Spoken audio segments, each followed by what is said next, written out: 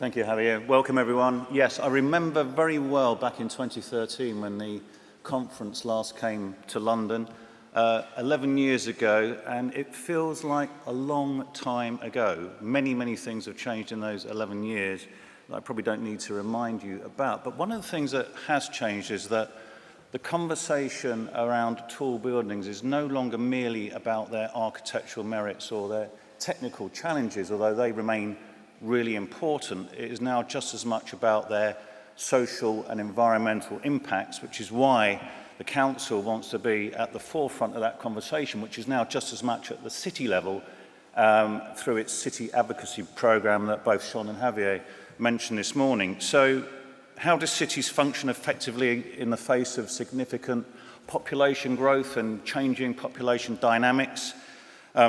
In the face of climate change, how can we provide enough housing of the right quality that's affordable? You know, that, if there's one common theme that I would say comes from the discussions we've already had in Miami and Istanbul with cities as diverse as Oslo and Singapore and New York and Toronto, we always come back to housing crisis. And I suspect we won't escape from a little bit of a conversation about that later. How do cities respond to the changes in the way people are living and working and playing? And importantly, what part do tall buildings play in all of that? So these fundamental questions and more have already been part of this discussion so far in Miami and Istanbul, and we're going to continue that conversation today with the conference theme of new or renew looming large in the background. And we've got a really great panel later representing Toronto, New York, Singapore, Paris, and of course London. And it's here that we begin to provide some context. And so before I introduce the rest of the panel, I'm delighted to say that we've got a keynote address from someone who could not be more relevant to this discussion here in London, and someone who works in real estate in London will know very well.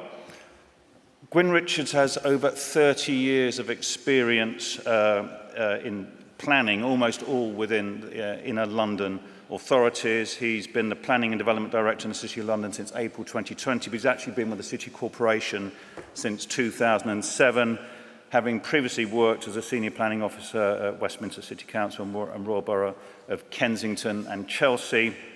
And in his current role, for those who don't know, Gwyn leads the Planning and Development Division at the City of London, the Environment Department, overseeing development management, policy, strategy, urban design. I could go on, but also importantly, tall building policies. And he's involved in negotiations, as some of you will know, on all major new tall building schemes in the City of London. And until recently, Gwyn was on the New London Architecture's Expert Panel on Tall Buildings and has extensive experience of speaking on the subject, both here in the UK and internationally. So, like many of us at the CTBUH, he combines research and continual learning in his day job with the day job, which actually means he's at the sharp end of the subject. So please welcome to the stage Mr. Gwyn Richards.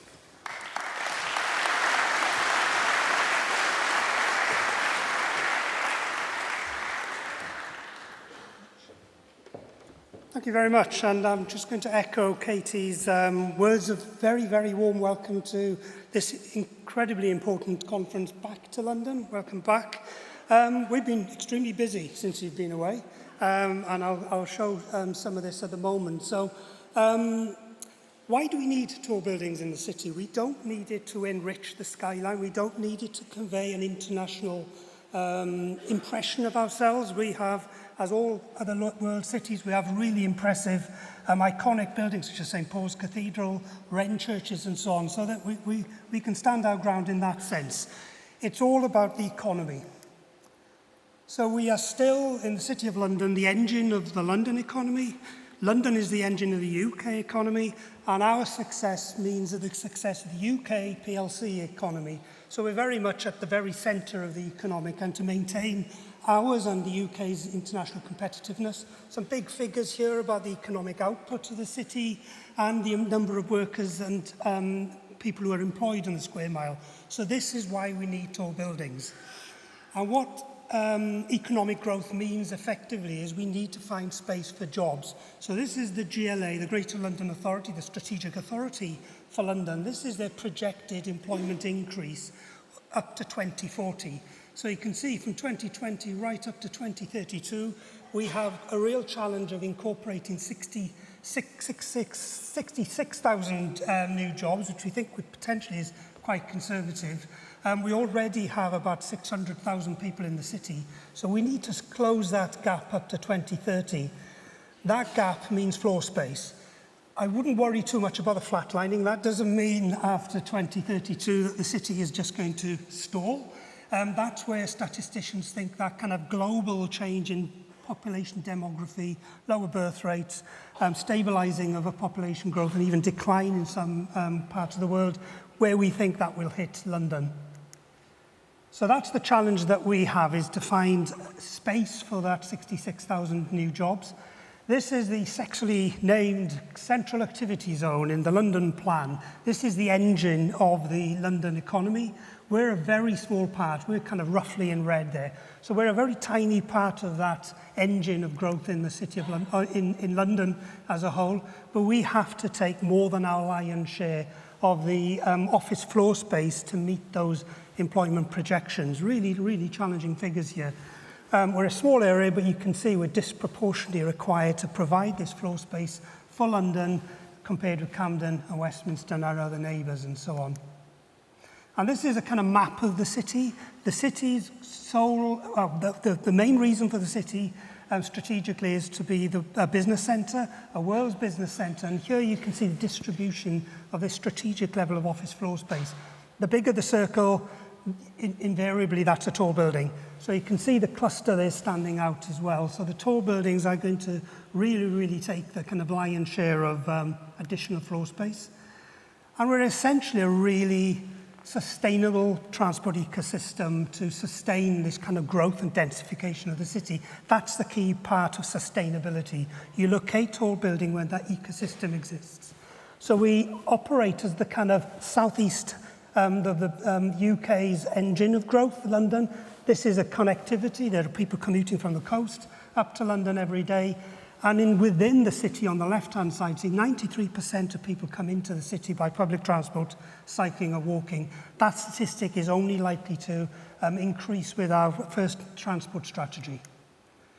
And this gives you an overview of that kind of dense network of public transport interchanges that we've got in stations, tube stations, mainline stations, including the UK's busiest mainline station, Liverpool Street, and this really intense web of public transport connections to the city, making it a really sustainable place for densification. And of course, the Crossrail now opening as well has made a massive increase in that as well. So 600,000 people plus coming into the city every day. Virtually all of our office buildings, including those in the tall buildings, are located 5 minutes away from a major transport interchange, like a station or a tube station. We are actually closer to Pret-a-Manger. So Pret-a-Manger, for those people who are aware. So this tells you 2 things, really. Is one, we have a really intense service sector that services the growth of office and tall buildings. And secondly, I think our GIS team have quite a lot of time on their hands at the moment. But that's an interesting idea of the kind of servicing ecosystem of the cluster. So we needed to know, as much as anybody else in this world, is what does a post-pandemic hybrid working model look like? So Rob McNichol is in this room, who heads our city plan team, commissioned a piece of work to understand where we're going to land in terms of hybrid working. So there are 3 kind of scenarios we scoped. The bottom one, blue, is effectively you come into the office 1, maybe 2 days a week. The top green is you come back 5 days, so we go back to those kind of pre-pandemic.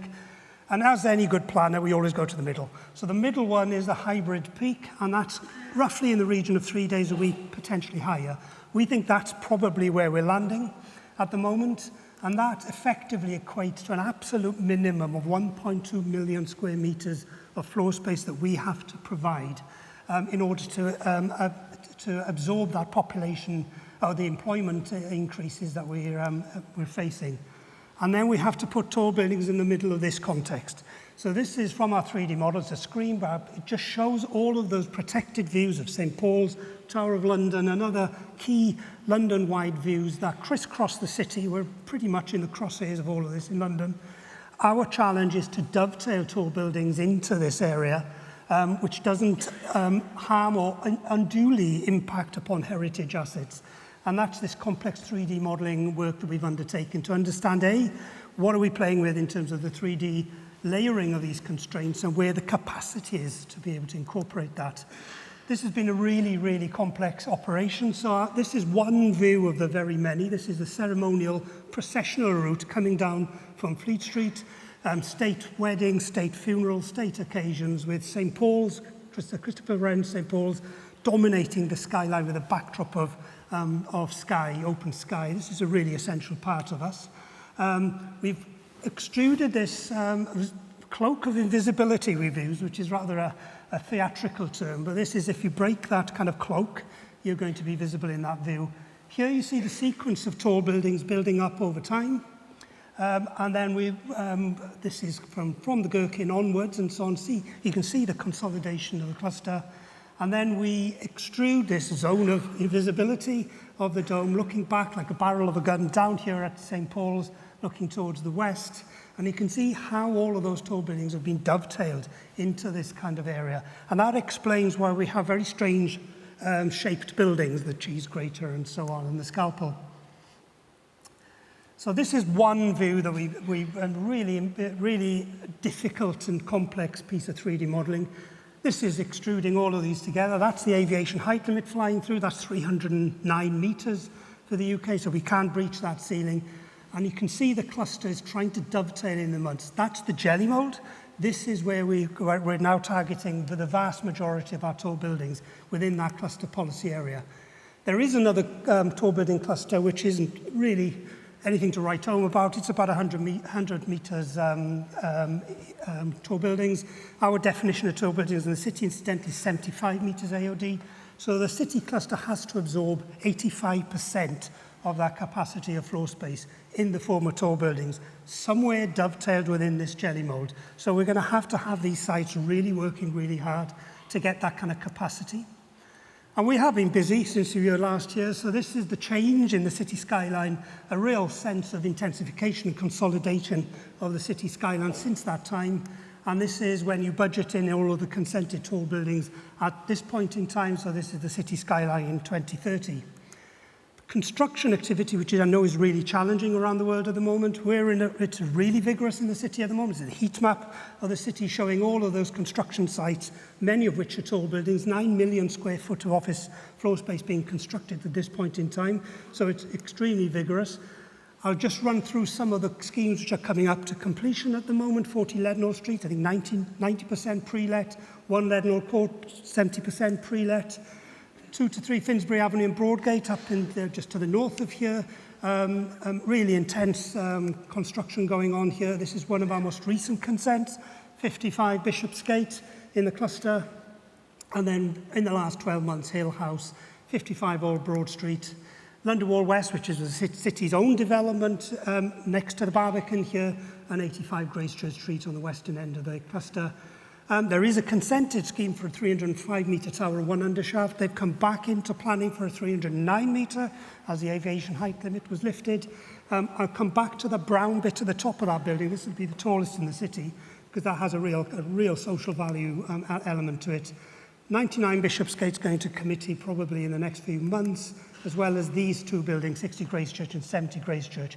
I'm ending with 70 Gracechurch Street because this is one of our few new generations of tall buildings, which is retrofitting the existing, so keeping the existing structure of the building and building on top of that. So this is one of the very few retrofit tall building schemes that we have, which leads me on to our carbon options planning advice note.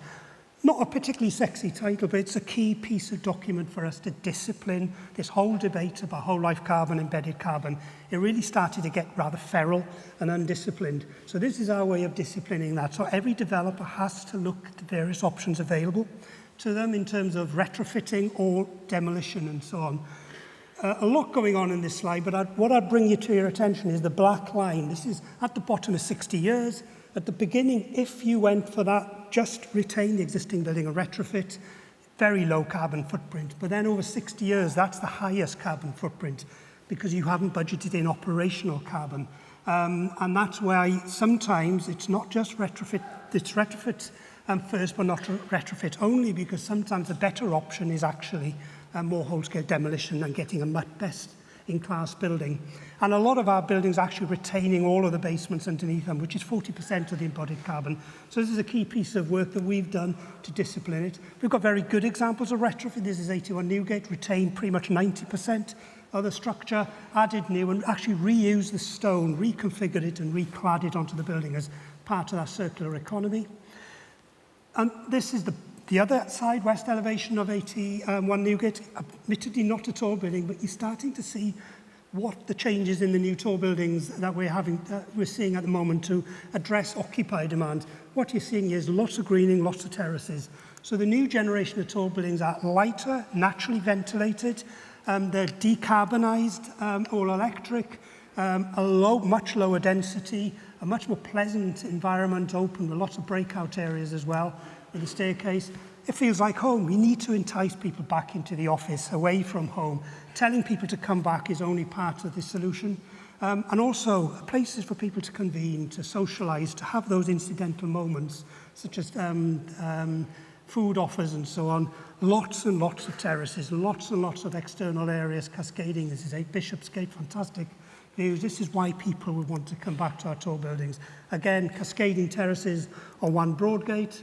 And greenering, we're not nowhere near the Singapore ambition of greening, but we are getting there. Grenfell, certainly the Grenfell tragedy certainly had an impact on residential greening, but we can still incorporate quite radical greening in our tall buildings. And these areas for people to escape, these green, calming areas for mental and physical well-being is really important with biodiversity and ecology and so on. You have to have best-in-class cycling facilities, otherwise nobody will take your building, and all the environmental credentials need to be best-in-class. And also these moments, this is the Bloomberg building, moments where you design staircases and ramps and so on, where people just meet incidentally, accidentally. This is what makes a vibrant kind of office floor space. And also art, you need to get people back into a culturally enriching environment. So this is a Belashenko artwork on a wind canopy over the 22 Bishopsgate building. So people want to feel enriched when they come back to a workplace. Again, an artistically designed, a bespoke designed cafe in the middle of the 1 Broadgate with a co-working space.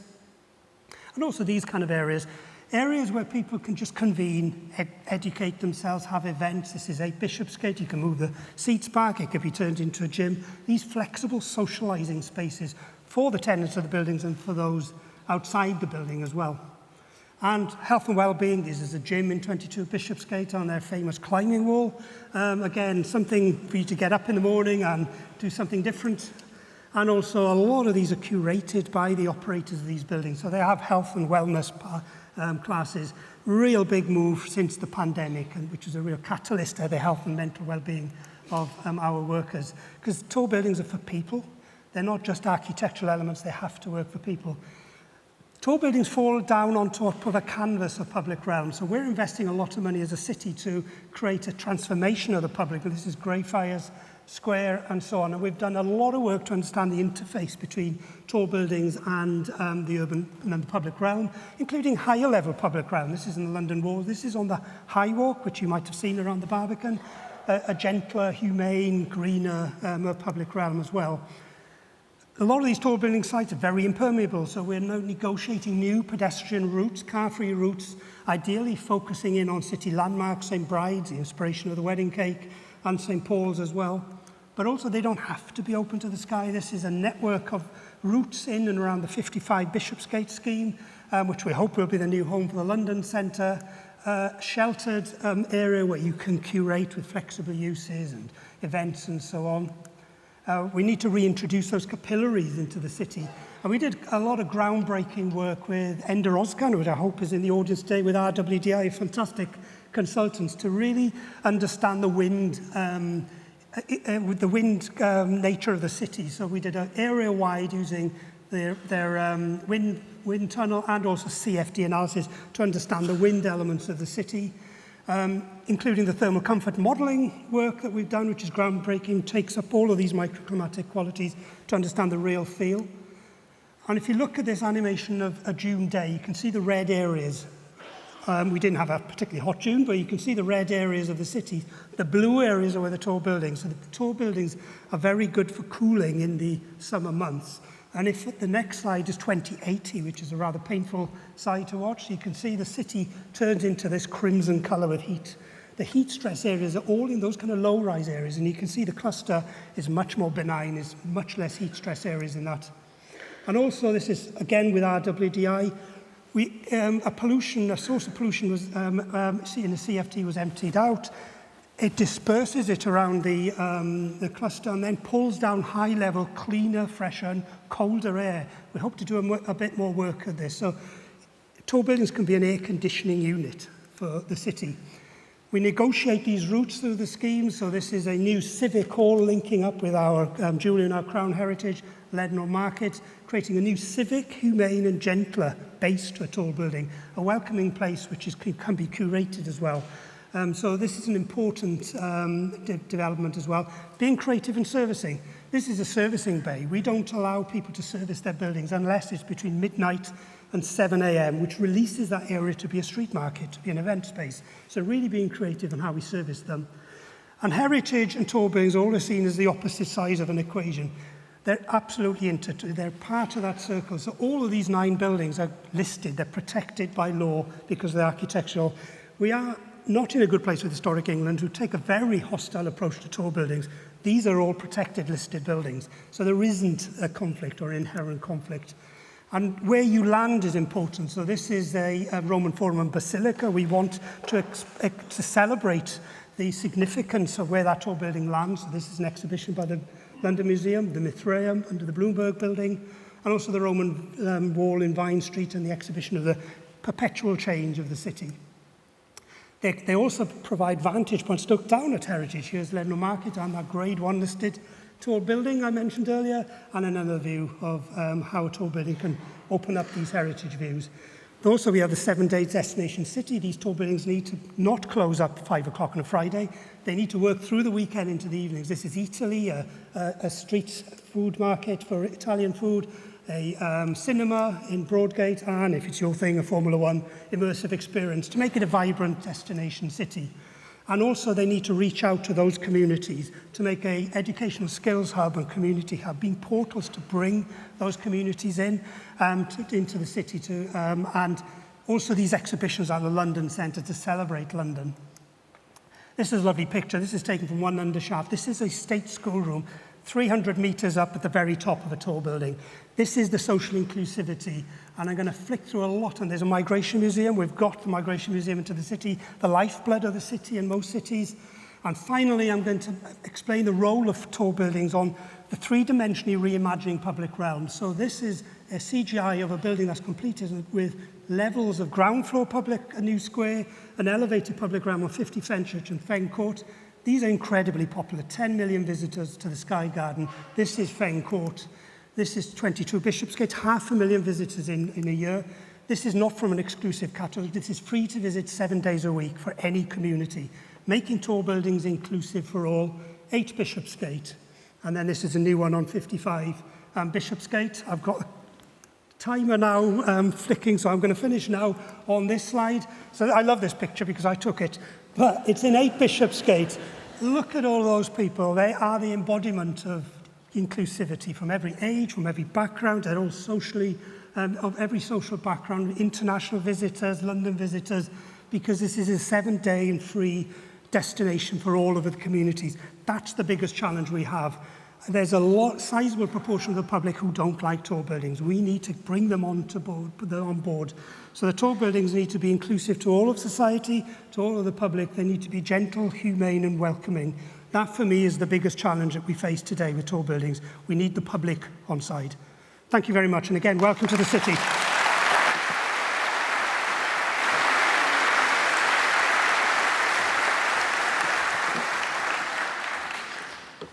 Thank you, Gwyn. And even for those of us who work in London, that's a fantastic reminder of the great buildings we have around us and also those that are coming on stream, or hopefully coming on stream.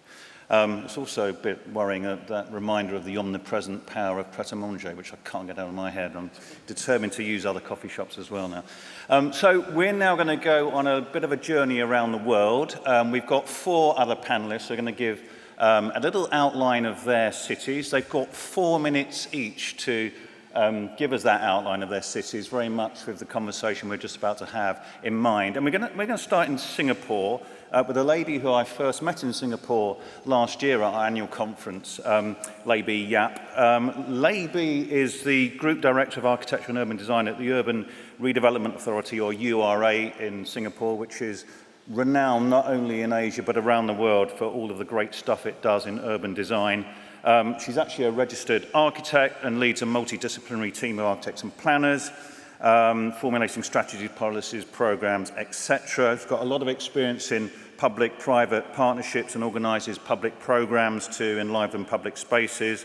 And anyone who's been to Singapore will understand the focus that's placed on green, accessible and connected public spaces. Bee actually also knows London pretty well, having been awarded URA scholarships to do her bachelor degree and graduate diploma in architecture at Bartlett School and University College London. Bee, welcome to the stage.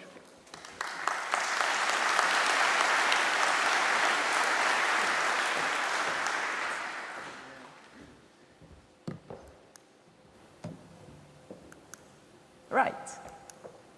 Okay. Thank you for having me here. I'm Bee. I'm from Singapore. Singapore is an island, right? We often joke, if we can run a marathon across the whole of Singapore.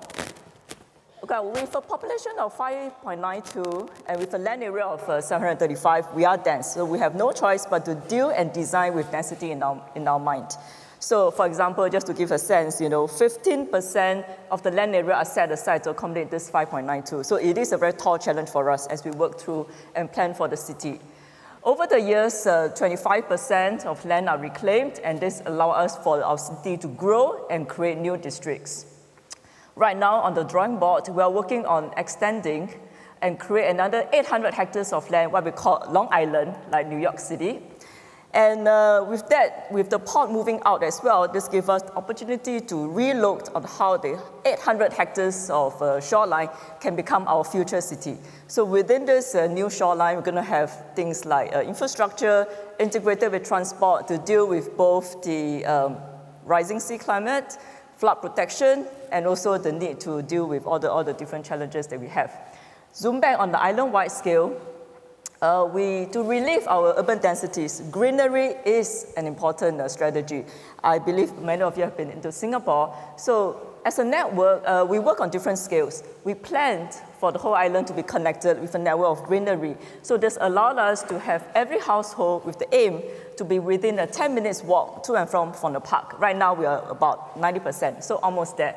On the building level, we have different policies to encourage greenery to be integrated. So for every site area replaced, we work with the architects and in the hands of good architects, they're able to give us very beautiful sky terraces, gardens, balconies, what have you. And you have seen quite a number of projects in Singapore when you were there the last time.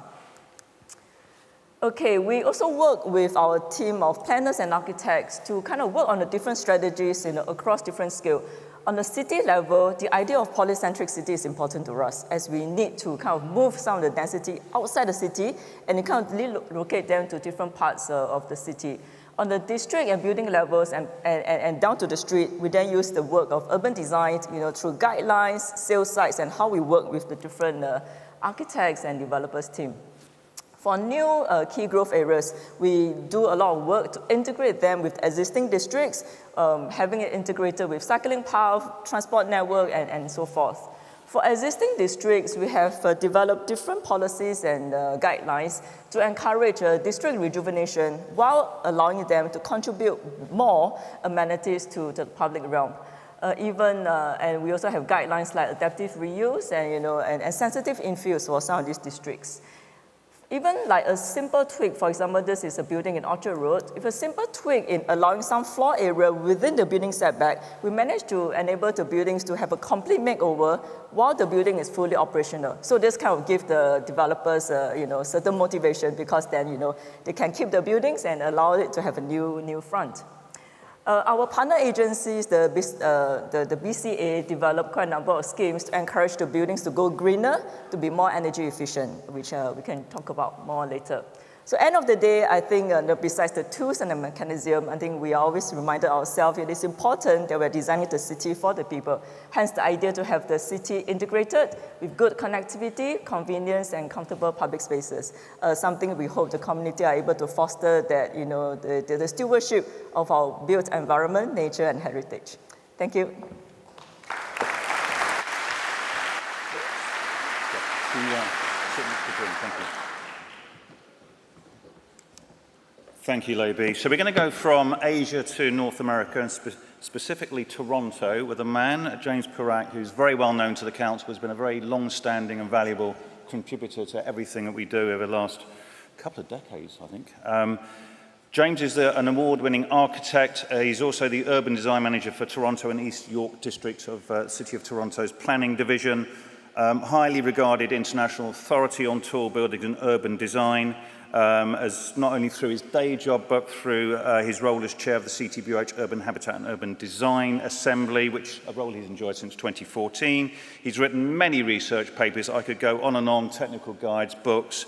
But I think importantly, and I think we're going to get a flavour of this in a minute, no other city in North America has experienced as much tall building construction as Toronto over the last 15 years. And James has led the urban design studio that's helped to guide the review of downtown Toronto and the surrounding urban areas. A portfolio, I think, that includes over 300 tall buildings, something like that. James Parakh.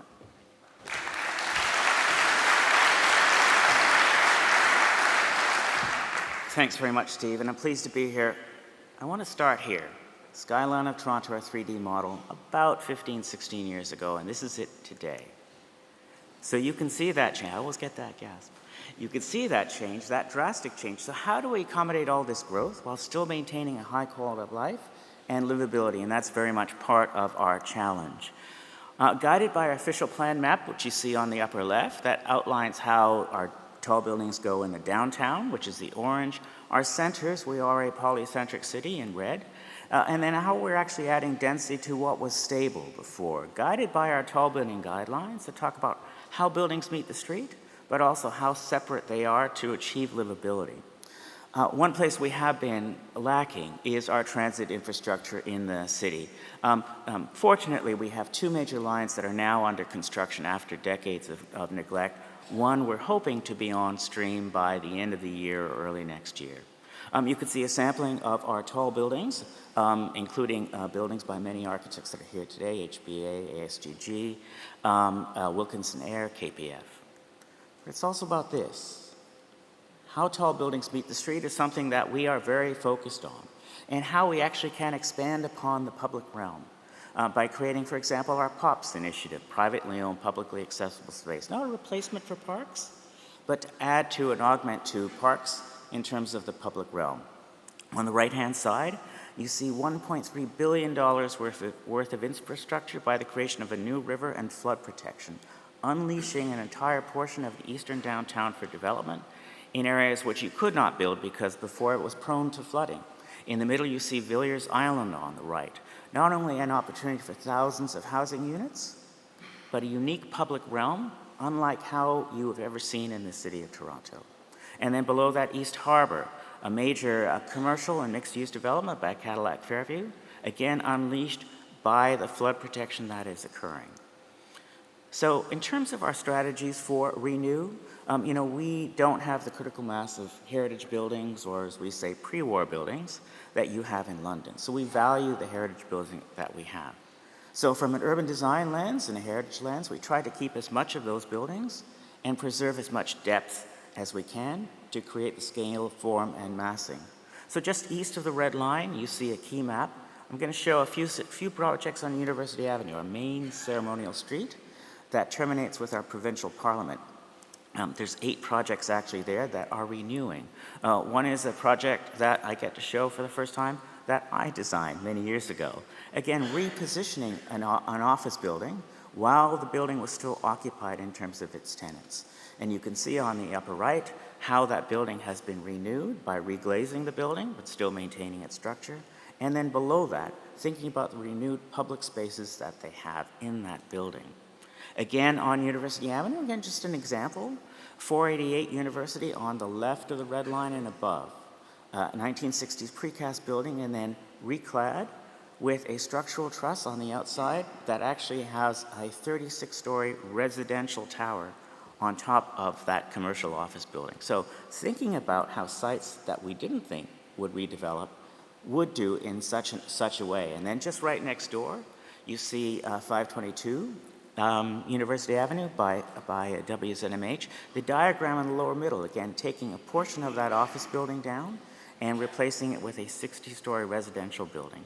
So again, some of the strategies, just touching a little bit of the iceberg in terms of how we are renewing in the City of Toronto. 4 minutes.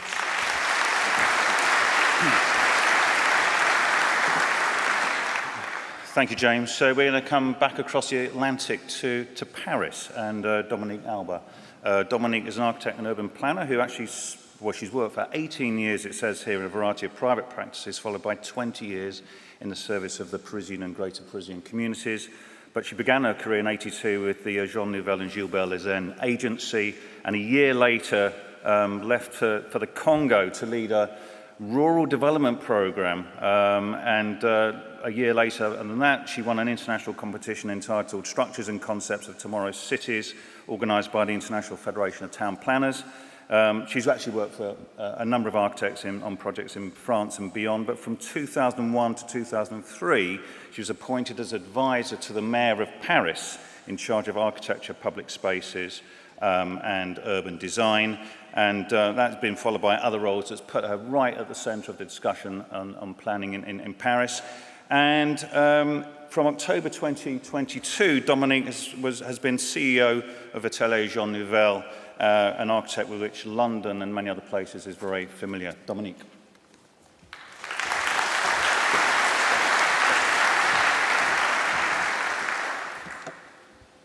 Thank you. So it's very different from Toronto.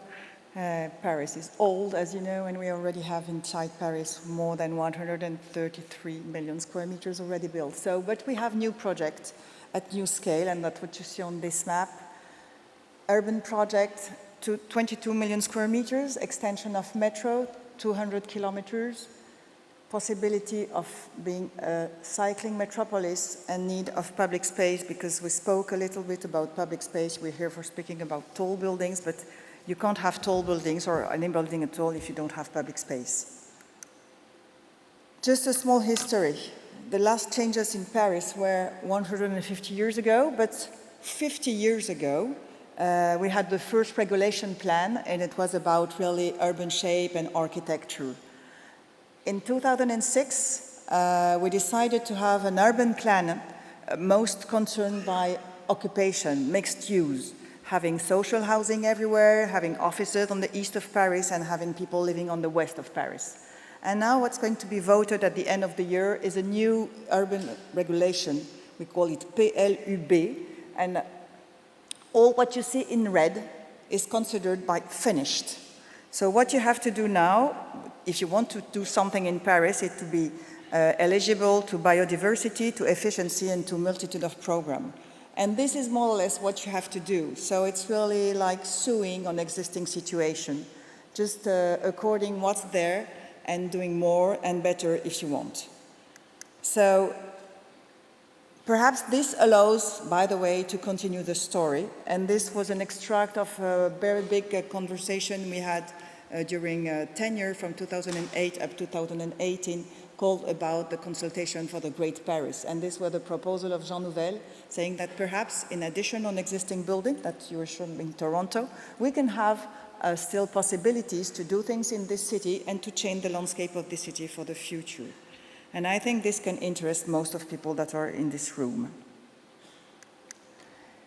Perhaps just to go back there, I know La Défense is here, and I think you're going to travel in Paris and visit them. And as you know, La Défense is called Paris La Défense, but is not concerned by the land use of Paris tools. This is for the Great Paris. And this, perhaps, to go very quickly and very fast, is we have to face climate change.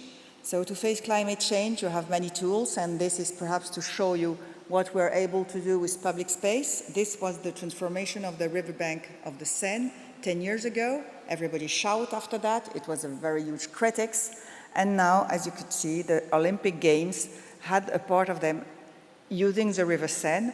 So, as I used to say, we already know how to protect Paris from the flood, but we know also how to give pleasure to the people living in Paris and coming visiting Paris, because next year you will be able to swim also in the River Seine. And last but not least, and it's facing climate change, we have opportunity and all is possible. What I would like to show is those towers. The investor was Ivanhoe Cambridge from Quebec. Was made on a 6,000 square meters land, close to the railway and close to the peripheric. And now we have a 100 square meters building that's very famous in Paris, because what you have to remember as long as you develop is perhaps not to do uniform, but that cities, and you have to contribute to that with tall building, is to enhance and improve the identity of your cities. Thank you.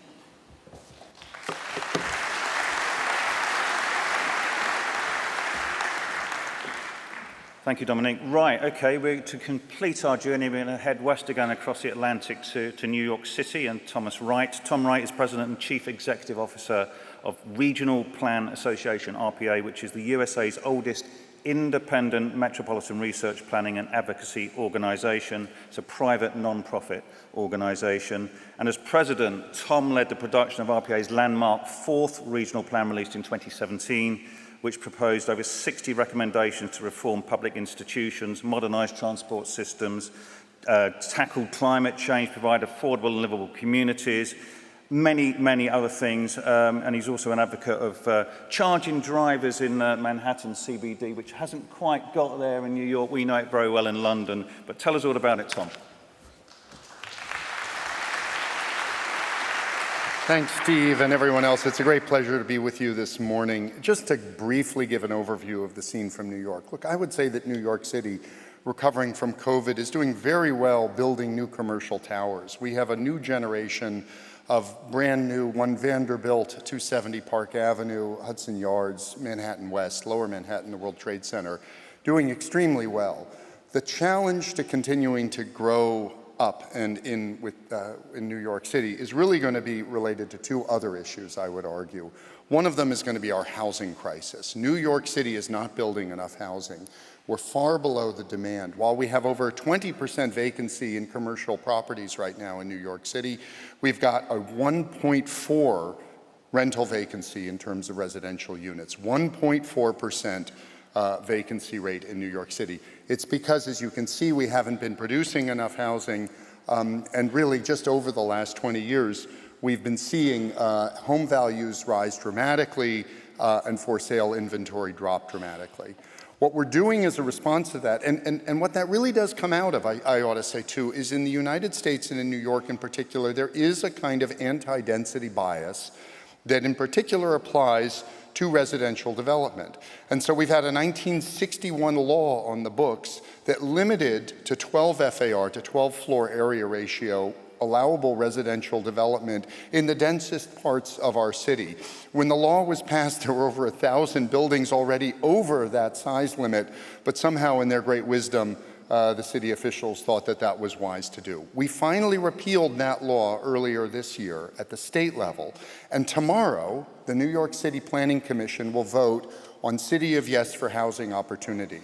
This has been a multi-year process, a citywide zoning amendment to allow a little bit more housing in all parts of the city, and in particular to try and roll back at a municipal level those kinds of restrictions that don't allow us to build higher It's about eliminating parking requirements. It's about allowing greater densities for affordability and really making, as of right, greater residential development that we think will really achieve at a city level part of what we need to do for the entire region. But of course the region does, we have about 5 million people working in New York City. About half of those jobs, 2.5 million, are in Manhattan. And about 1 million people commute in and out of the city from outside the 5 boroughs on I would have said a daily basis, but post-COVID I ought to change that. Commute to jobs a couple times a week. We brought back our transit system in the 70s and 80s from really kind of near death, created these commuter rail systems, New Jersey Transit, Metro North, the Long Island Railroad. But we hadn't added anything. From 1945 to 2000, there was no new capacity added to the system. It's amazing, but in the last 10 years, we've extended the subway to Hudson Yards. We've built phase 1 of 2nd Avenue subway. We have an extraordinary new train hall at Moynihan Station. And really the most incredible of them, East Side Access, created 40% more capacity on the Long Island Railroad network and gives commuters in Long Island a choice between going to Penn Station or Grand Central. But that's just, but if you think about what's in the works right now, we're trying to build the Gateway Project, the largest public infrastructure project in the nation, a new tunnel under the Hudson River, doubling capacity between New York and New Jersey. We're now undergoing review to both renovate and expand Penn Station to handle the additional 200,000 trips a day that will come from that. We're talking about Penn Access, which will bring the Metro North commuter railroad into Penn Station, also giving people in Fairfield and Connecticut an option where to go. And the Interborough Express, which will be the first, based on the London Underground, the first the first transit system outside Manhattan. But all of this, as Steve mentioned, was meant to be held together by congestion pricing that was supposed to begin just this summer and has been put on an indefinite pause. So we're hoping that we will get that back on the table so that we can renew our transit system to continue the kind of growth that we've experienced. Thank you so much.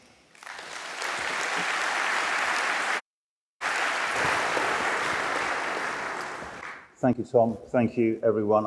By my reckoning, we've got 25 minutes for discussion. We may, I'm warning you now, we may not have time to come to the audience for questions, but if you do have a really burning question, it's going to ruin your experience if you don't ask it, just do that at me and I'll come to you if I can. So given we haven't got much time, let's hit the big questions first. I mean, London and Toronto in particular, incredible pipeline of tall buildings that should be coming forward. What are the greatest barriers to those actually being implemented and built out, Gwyn? In the short term, it's getting planning permissions built out because of financing challenges, because of inflation, because of supply chain issues that we're experiencing. I think that's cyclical. That will ease. So that's the short-term challenge that we have. In the long term, it's a very resistant approach by, let's name them, Historic England, who are very who object to virtually any tall building. The city, they're objecting to our cluster and the need to consolidate. That is a challenge, but it also undermines confidence and increases risk in the minds of developers. And that, for me, is the main kind of medium to long-term challenge that we need to overcome, is to make sure that they weather that kind of heritage storm. James, Toronto, again, a skyline which has changed dramatically and continues to do so. Same question, what are the barriers to that? Yeah. So we've seen massive growth, as you've seen. And the number of units that are being brought into the pipeline are actually quite incredible. You know, the statistic that we've been seeing are 230 cranes in the sky, about 5 times that of Los Angeles, which ranks second. Yet at the same time, we're seeing all of this growth. We're streamlining our planning processes, but we need more housing. But at the same time, we're hearing for the first time that there is an oversupply of certain types of housing. So we need to actually broaden the types of housing that we're bringing to the market. We need to increase rental. For the longest time, the condominiums were the rental stocks of our city. Now we're seeing purpose-built rental, and that's really important as well. I knew it wouldn't be long before we got to the subject of housing. I was trying to avoid it, but there we are. New York, Tom, so interesting that you're advocating densification through residential, very different situation to the City of London. Tell us a little bit more about that and the drivers behind that. Yeah, well, so permitting in the tri-state region is done largely at the municipal level, and we have 782 towns and cities. One of them is New York City with its 8.5 million residents. 781 are from cities like Newark and Bridgeport down to small hamlets and villages. And they're all going in a different direction. And so we don't have any kind of uniformity around that. Just to give a sense, Nassau County in Long Island, which just received this $15 billion investment in East Side Access, an extraordinary improvement in their commuter railroad system, is really not permitting any kinds of new housing whatsoever. Hudson County in New Jersey, where New Jersey has a different regulatory structure, approves about 10 units of housing for every one that Nassau County does. So what we're gonna need is kind of more housing, a little bit more housing everywhere. Some of it is by, say, legalizing accessory dwelling units, eliminating parking requirements, and potentially what we call a builder's remedy, which is that essentially a kind of, it's a legal backstop to say if a community refuses to allow any new residential development, a developer can go to a judge and essentially get an override of the local zoning.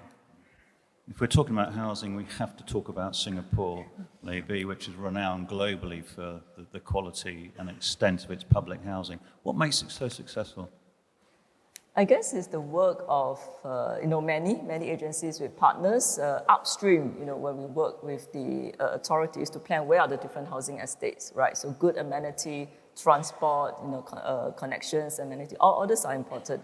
In the construction phase, the partner agency HDB would have to invest a lot of research in making sure it's affordable to construct and therefore make it affordable to the people.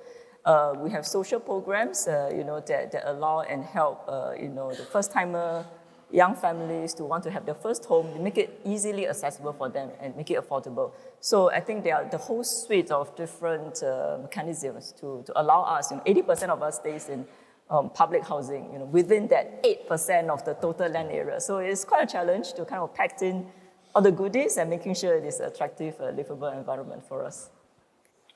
Dominique, a very different situation in Paris, although the French government is very much behind increasing the quality and extent of housing. But in terms of Central Palace, new regulations are preventing tall buildings. So is there a plan to actually densify outside of that central zone, and does that include housing? What I show on the map, what's happening is now with this new public transport system, we hope that all this large territory it's going to be 800 square meters, so 8 times Paris, the size, will accept to have new housing and perhaps new urban shapes. But the regulation is made by each municipality, and they can allow or not. So it's like in the Euro, so I like when the Euro says city of yes, because everybody needs now to be involved in that, and we're not sure that it's going to happen. That's why when architects and people like you enter the discussion, it may help, because it shows that you have many possibilities and different possibilities of doing things, so that it's acceptable for people. And it gives also identity and more quality to the city. But, it's cities need long life and sometimes some acceleration. So we had between 2003 and 2013, in Paris, we allowed to go higher, and now it's finished one more time. And it was stopped since 74. So 74 to 2004, stop. 2004, 2014, okay, and now stop again. So we don't exactly know what's going to happen. But what I mean that we haven't got the needs of Toronto, but we have a lot of need for housing. And the problem we have is that most of the housing, like in many of your cities, are empty. So this is a main target for politics. It's not only a question of urban planning, of land use, but we need to use more what we already done. And this is special for housing, it's very important. In James, Toronto, I mean, we went through a period where you weren't building enough houses. Is that still the case? Sorry, Are you building enough residential for the migration that's happening? There still is a lot of residential that's coming on stream, and a lot of cranes in the sky. Yet there is a growing demand, and I think it's a growing demand for certain types of housing. We have to pivot, including rental housing. You know, our mayor, first let me say that all three levels of government are focused on the housing crisis, which is a very good thing to have that level of discussion. Our mayor is very focused on creating housing as well. So much so that we're actually now looking at city-owned land to redevelop and to offer on the market, to make sure that when we offer on the market, we maintain at least 30% affordable. So these are the new strategies that we're looking at to create new targeted types of housing. So maybe if we go beyond housing, I mean, we're seeing districts like Canary Wharf trying to reinvent themselves by introducing a mix of uses into their building. Do you think that cities similarly have to reinvent themselves and introduce a richer mix within buildings, Gwyn? Yeah, I mean, that's the emphasis of our destination city, is that these buildings have to operate 7 days a week and into the evening, so that's a big initiative that we have. It's also in the new city plan.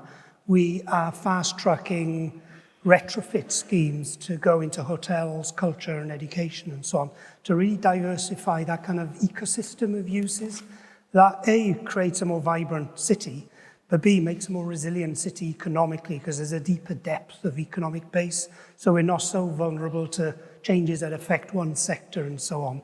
And we're a very young workforce in the city. They're the people who want to come back into the office, so you have to provide the really vibrant cocktail of mixes that makes them want to stay in the evenings and into the weekends as well.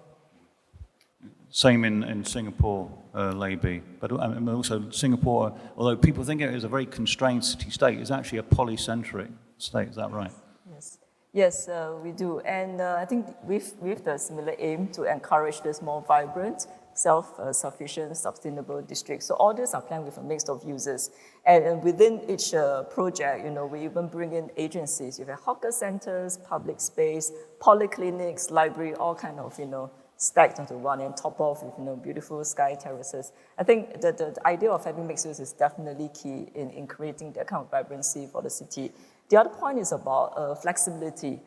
We do also create, you know, instead of the usual zoning colors, we have what we call white side to also allow the developer having that flexibility to plan and then tweak and change and adjust their programmatic mix, you know, along the years so that without having to go for a total, you know, rezoning. So some of these tools are there to kind of provide that kind of lever for them to create and adapt to changes. Mm-hmm.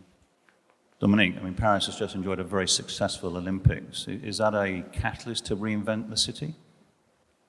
Oh.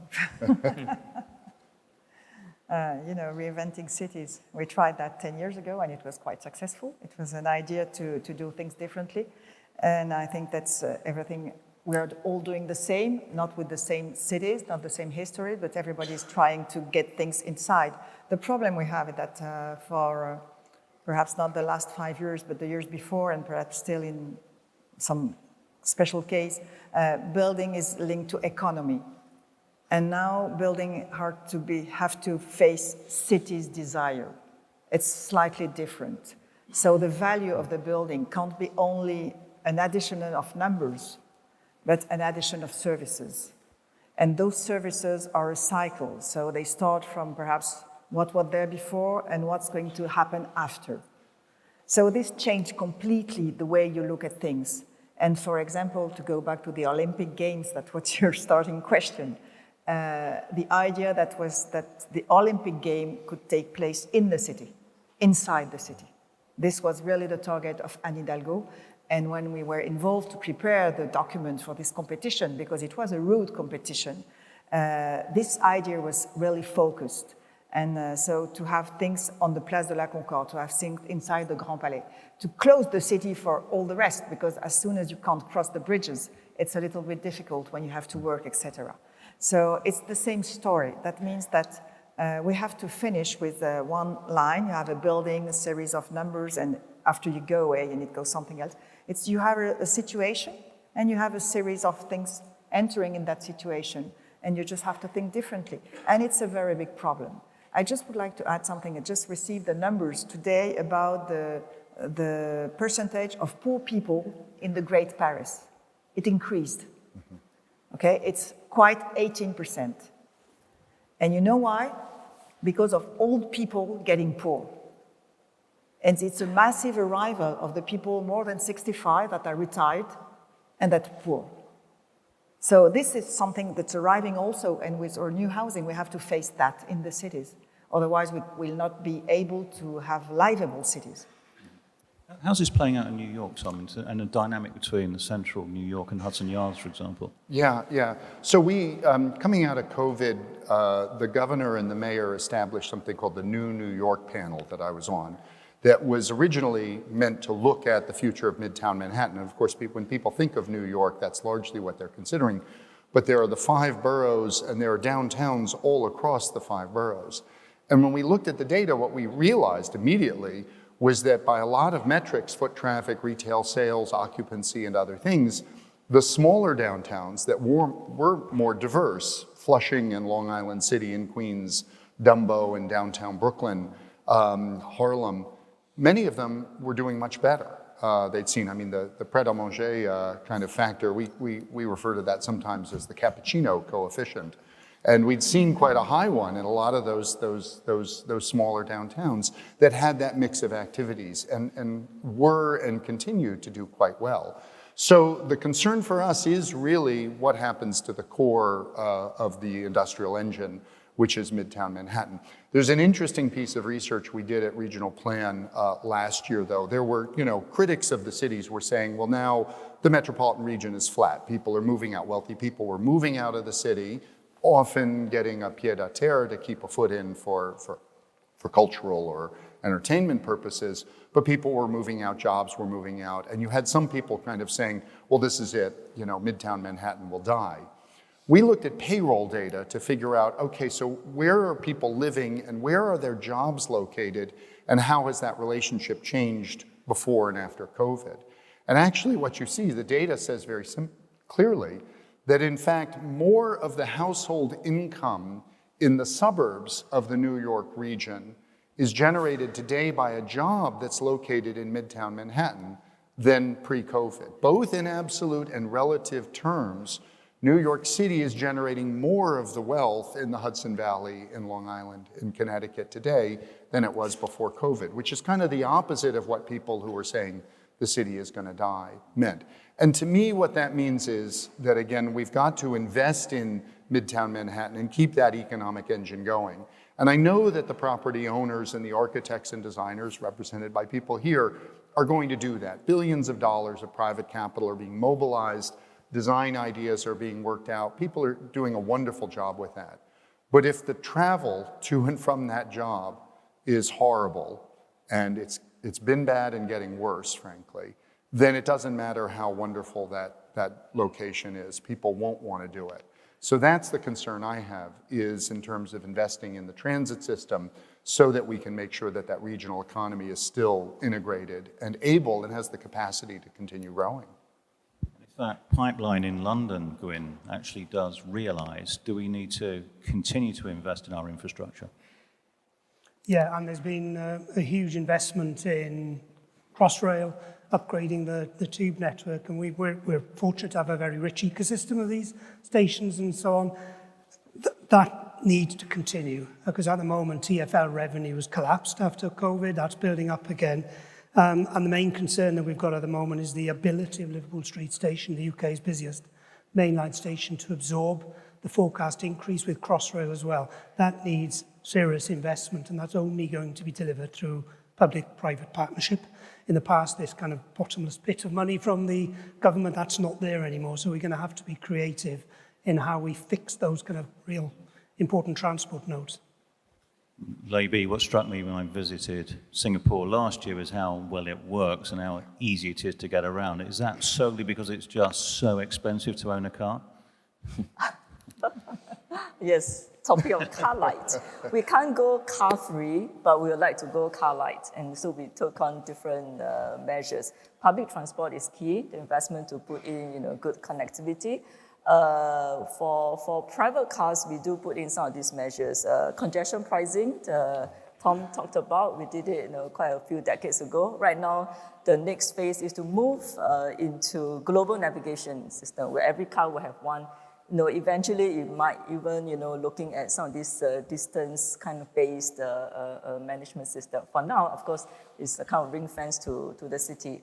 And then the additional measures like car ownership to kind of make it pinch us a little bit more, is to be, more mindful about getting a car. But I think the levers are all working on different scales. For building, for regulation, we limit the number of car park lots that the private sector will need to provide. Anything more, in a way, they have to pay, in quite a fair bit. So, and going car light, it means once we reduce the car population, hopefully we can have more density, which is, I think, key to this whole idea of dealing with density. And of course, other modes like cycling, active mobility are all the different ways in which we want to encourage a more car light and friendlier environment.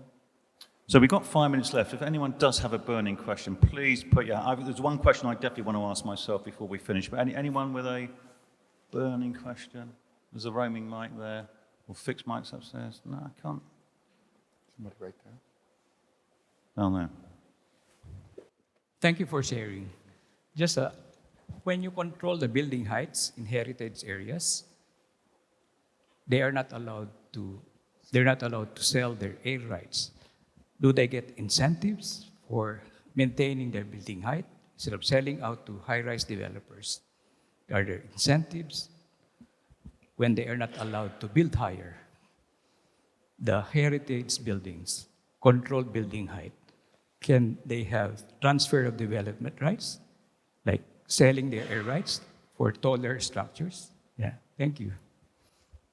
Did you get it? I must confess I couldn't actually hear that, so I wasn't sure what the question is. Yes, Steve. There are building height regulations in heritage buildings. To stay low-rise, can they sell their unused air rights? Let's say increasing the floor area ratios in areas that are allowed to build taller. Can they sell their air rights? Transfer of development rights from heritage buildings within the vicinity. In New York, we do have transfer of development rights, and that's the way the super tall residential towers have been assembled. I'll say actually one of the policy proposals that we'd like to see is that the largest block of unutilized and frankly abandoned air rights in New York is on top of our public housing. The New York City Housing Authority, NYCHA, has millions of square feet of air rights that it can't transfer because we have limitations. It has to be transferred to an adjacent site, and many of them don't have appropriate sites around them. So we've been pushing to try and widen the receiving area that the NYCHA housing air rights could go to, because we think that could be a mechanism for funding essentially reinvestment in public housing. And we have a multi-billion-dollar backlog that we need to address. But so we do it quite a lot, yes, in New York. Okay. When is retrofit not the answer? Gwyn. I think I alluded to that. We were really keen to discipline this whole debate about embedded carbon, whole life carbon, operational carbon, because it really started to become a kind of Trojan horse for those people who wanted to stop development. It was really quite undisciplined. So if the 60-year life cycle of that building means that the carbon footprint is better under retrofit, that's fine. If it's better by having a much more kind of interventionist approach, then you should go for that 60-year whole life carbon, the best outcome. The danger with taking a very fundamentalist approach to embedded carbon and retrofit is this is the point of risk for grade B, which is the secondary stock and low EPC, environmental performance. That's the biggest risk for office buildings in Britain at the moment. We've got kind of innovative policies to kind of repitch and repurpose those. If you just go for the retrofit, in 60 years' time, you're going to end up with a stranded asset. You're going to end up with an obsolete asset nobody wants to rent because you need to be best-in-class environment. So it can work, and we've had a fold increase in retrofit schemes, so that a lot of people are investing, repitching the money into retrofitting schemes at the moment, because you can turn them around really quickly, back on the market. But often that isn't the solution, and the solution is mainly from ground floor upwards, that you demolish that, keep the basement and building up in terms of the whole life carbon over 60 years. Dominique, so presumably there's going to be a lot of retrofitting in central Paris. Oh yes, and I think many of you know that. But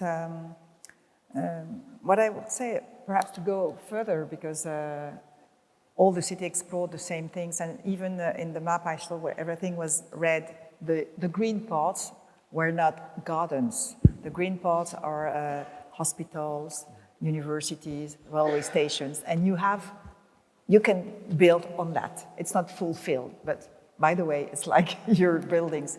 It's not easy. Retrofit is something quite easy. Now what we are doing is addition on the retrofit, as I saw on the drawings. And perhaps also, I spoke yesterday with KPF, and we were concerned by all what it's a transition, you know, when in those, you have a building, you try to do something different. And now perhaps the architecture can also take advantage to work also on these temporary uses. That's not invest by architecture in the classical term of architecture, but perhaps I think it could be something very useful to give the same level of architecture, attention and quality to all what is transition uses, so that it's not different, but it's just a part of the life of the building. And this will really open more place for retrofitting. Okay, we're out of time, but I do want to finish. This is a 10-second answer to a very, very big question. What's the one thing you're very proud of from your city's perspective in terms of your achievements and or stuff that you think you really need to do better, or what you've learned from other cities, Gwyn? I think what I'm proudest about is the way we've totally rebooted the way that the public perceive tall buildings in the city, to be relevant and welcoming to them, to invert that social hierarchy where the higher you were the penthouses, you were the boardrooms, you were the high-end restaurants and so on, to actually put that on its head. And that has really changed public perception of tall buildings in the city. They own those buildings now, it's relevant, it's welcoming. So it's that social value and social inclusivity piece. What I regret is that we regret not doing digital modelling earlier. Now we started off in a quite undisciplined way, and had we done this 20 years ago, we could have focused the kind of modelling of the cluster in a much more refined way, and we would avoid some of the issues that we've confronted today. Maybe. I think as an urban designer, you know, the objective to make the city distinctive, delightful, dynamic, that is part of the continual work, and we're happy doing it. What we can do more is also, I think, working with the stakeholders. We have started the journey to co-create some of this public realm, and to engage them to really talk about city and what they want for the city. And it's an ongoing journey. So we are happy to continue working with the partners and community. James? What I'm very proud of is, in spite of all of our growth, having an eye to how buildings meet the street, to create that sort of public realm that is seamless. And then also through that, our POPs initiative, right, in terms of creating new open space at the street level. One of the decisions I regret from a previous term of council is to not take down our overhead expressway that is cutting off the city from the rest of the waterfront. So much like Boston, Seattle did, we did not do. Thank you. Dominique? I'm very proud of the transformation that happened the last 20 years in Paris, and everybody could discover through the Olympic Games and hopefully what happened in the streets and the Seine River, etc. But also what I'm waiting for is the extension of this great Paris. It's not going quick enough. It's not taking into account at the good level all the possibilities we have with this incredible territory that is the metropolis of Great Paris. Tell me, you've had a little bit more time to think about it. When I accepted the invitation to come to this conference, I thought I would be on the stage with London and Singapore and announce that New York had joined the cities around the world that were finally charging cars to enter them. And so it's very painful for me to be here today, but what I'm proud of is that we will get there. We will do it, and that's what I'm looking forward to. Fantastic.